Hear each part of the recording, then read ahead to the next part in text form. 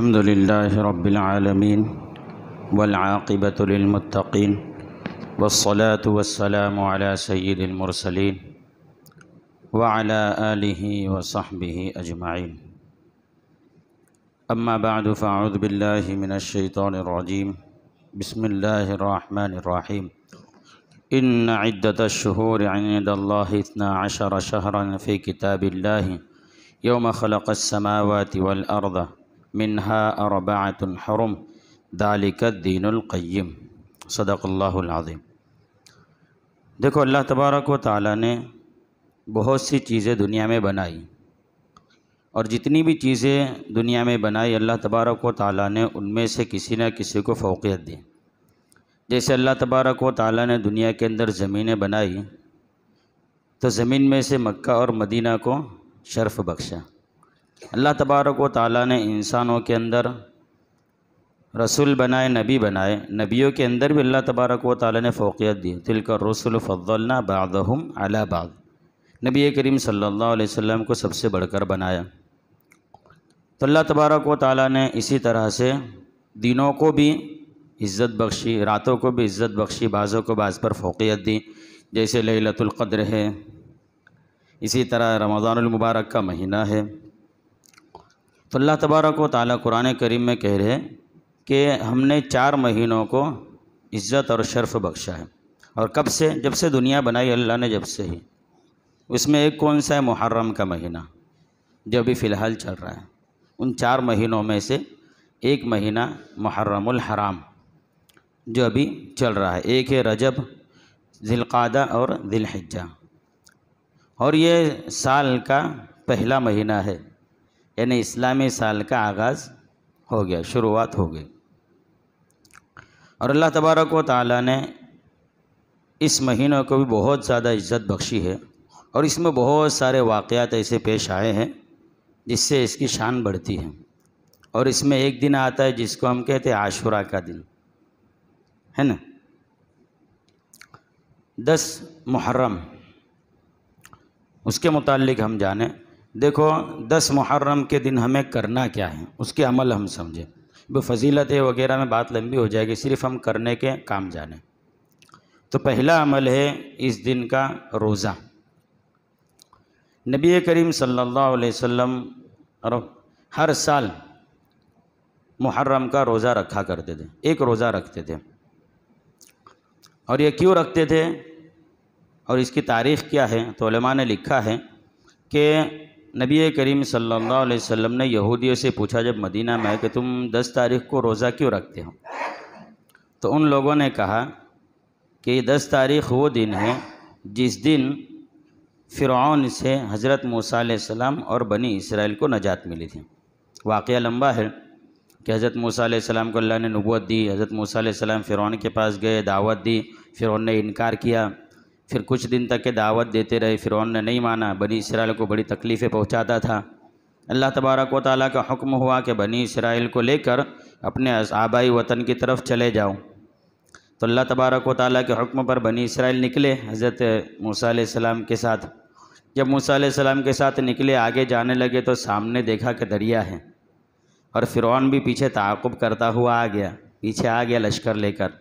اب بنی اسرائیل ایسے اٹک گئے، آگے دریا، پیچھے فرعون کا لشکر اور بیچ میں بنی اسرائیل.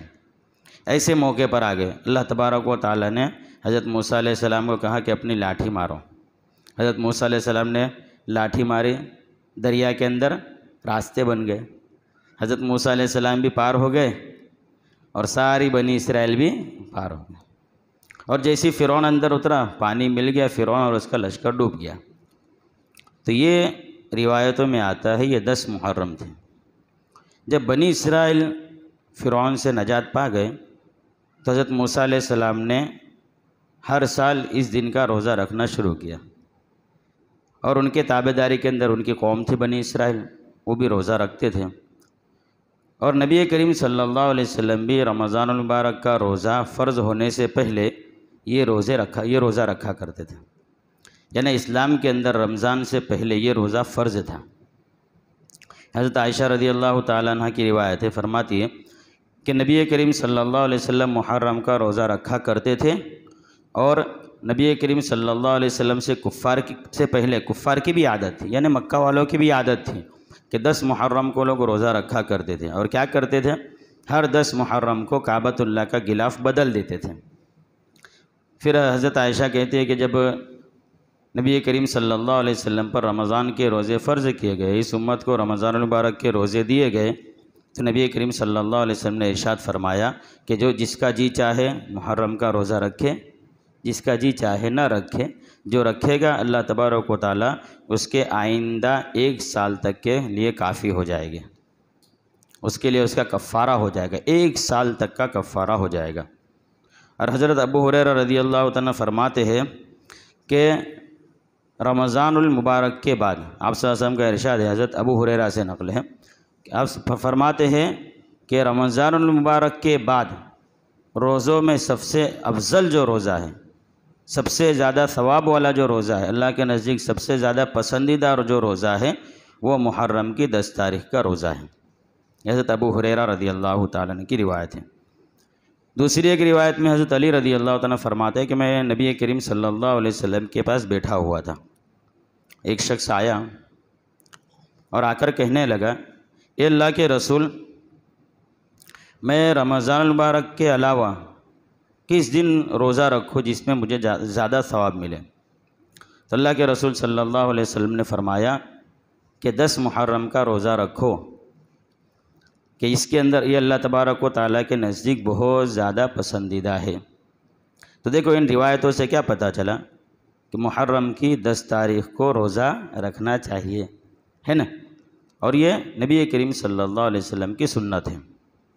اب یہ روزہ فرض تو نہیں ہے، ضروری نہیں ہے، رکھو گے تو ثواب ملے گا، کوئی نہیں رکھے تو کوئی گناہ نہیں ہے، اس لیے فرض تو نہیں کہتے، لیکن ثواب میں بہت زیادہ ہے۔ کیوں؟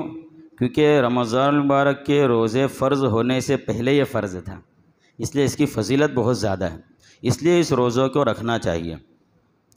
اب اس روزے کے مسائل بھی تھوڑے سمجھ لیں۔ یہ روزہ فرض نہیں ہے تو فرض کی طرح اس کے احکام تو ہوگے نہیں، تو اس لیے اس کے لیے نیت انسان صبح میں ہی جب سحری کرے اس وقت نیت کر سکتا ہے، یا اگر سو کر اٹھا ہے بعد میں بھی دن میں کچھ دیر کے بعد بھی نیت کر سکتا ہے۔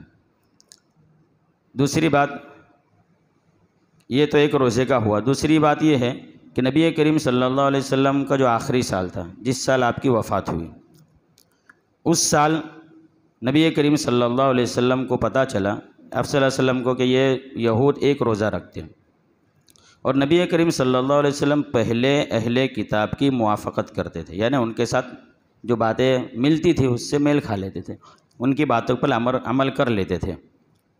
بعد میں آپ صلی اللہ علیہ وسلم نے صحابہ کو حکم دیا کہ خالف الیہود، یہود کی مخالفت کرو، اور آپ صلی اللہ علیہ وسلم نے آخری زمانے میں کہا کہ اگر میں آئندہ سال زندہ رہا تو میں 1 روزہ نہیں رکھوں گا، 2 روزے رکھوں گا، لیکن اللہ تبارک و تعالیٰ نے آپ صلی اللہ علیہ وسلم کو اس دنیا سے پردہ کر دیا اور آپ اپنے پاس بلا لیا، تو وہ نوبت نہیں آئی 2 روزے رکھنے کی۔ تو اس سے کیا پتہ چلا کہ آپ صلی اللہ علیہ وسلم چاہتے تھے کہ آئندہ سے 2 روزے رکھیں۔ دوسری روایتوں کے اندر آتا ہے کہ آپ صلی اللہ علیہ وسلم نے فرمایا کہ 9، 10 اور 11 کا رکھو، کسی روایت میں 9، 10 کا، کسی میں ہے 10، 11 کا۔ تب روزے رکھنے کے طریقے 3 ہوئے، روایتوں کو سامنے رکھے۔ ایک تو یہ ہوا کہ بھائی 9 اور 10 کو روزہ رکھنا ہے، 9 محرم اور 10 محرم۔ ایک طریقہ یہ ہے کہ 10 اور 11 کو رکھیں، ایک نہیں رکھنا ہے، صرف 10 کا نہیں، 9، 10 یا 10، 11۔ اور تیسرا طریقہ یہ ہے کہ تینوں رکھ دیں، 9، 10، 11۔ تو اس پر عمل کرے، یہ بہت ثواب کی چیز ہے، اور نبی کریم صلی اللہ علیہ وسلم اور صحابہ کی سنت ہے۔ نبی کریم صلی اللہ علیہ وسلم ہمیشہ روزہ رکھتے تھے، لیکن 1 روزہ رکھتے تھے۔ آخری زمانے میں آپ صلی اللہ علیہ وسلم نے تمنا کی کہ آئندہ سال اگر میں زندہ رہا تو 2 روزے رکھوں گا۔ دوسرا عمل اس دن ہے، ابن مسعود رضی اللہ عنہ سے روایت ہے کہ نبی کریم صلی اللہ علیہ وسلم نے فرمایا، جو کوئی شخص عاشورہ کے دن اپنے اہل و عیال پر وسعت کرے گا، اللہ تبارک و تعالیٰ پورے سال اس پر وسعت کرے گے۔ کیا مطلب؟ یعنی جو 10 محرم کو اہل و عیال کے ساتھ اچھا سلوک کرنا، خوب کھلانا، ان پر خوب خرچ کرنا، اچھے سے اچھا پکانا اور ان کو کھلانا، اگر انسان دل کھول کر گھر والوں کے ساتھ اچھائی کا معاملہ کریں گے، اللہ تبارک و تعالیٰ پورے سال اس کی روزیاں برکت دیں گے۔ یہ نبی کریم صلی اللہ علیہ وسلم کے بعض علماء کا عمل کتابوں میں لکھا ہے کہ پورے سال کی خریدی 10 محرم کو کرتے تھے۔ تو کیوں ایسا؟ کہ آپ صلی اللہ علیہ وسلم کی حدیث ہے کہ گھر والوں کی ضرورتوں کو جو اس دن پورا کرے گا، گھر والوں پر خرچ کرے گا، تو اللہ تبارک و تعالیٰ پورے سال اس پر وسعت کرے گا، اس کو برکت دے گے۔ تو ایسے بھی سامان تو خریدنا ہے، 10 محرم کو پورا خرید لو تاکہ برابر خرچ اس دن ہو بھی گیا، اور پورا سال اس کی برکت سے، 10 محرم کو خرچ کرنے کی برکت سے اللہ تبارک و تعالیٰ پورا سال برکت بھی دے گے۔ تو یہ بھی ایک اچھا عمل ہے۔ اب اس کے اندر یہ بھی ہے کہ اگر روزہ ہو تو سحری میں، افطاری میں اچھے سے اچھا کھانا پکایا جائے، اپنے رشتہ داروں میں کوئی ہے تو کھانا ان کو پکا کر ان کے یہاں بھیجا جائے۔ اور تیسری چیز یہ ہے کہ حضرت حسن اور حضرت حسین رضی اللہ تعالیٰ عنہما، اسی طرح دوسرے صحابہ ہیں، ان کے لیے ختم کیا جائے، قرآن کریم پڑھا جائے، سورہ یاسین پڑھا جائے، اور سورہ یاسین پڑھ کر ان کو بخشا جائے۔ یہ سب سے بہتر عمل ہے۔ اللہ تبارک و تعالی ہم سب کو عمل کی توفیق دے۔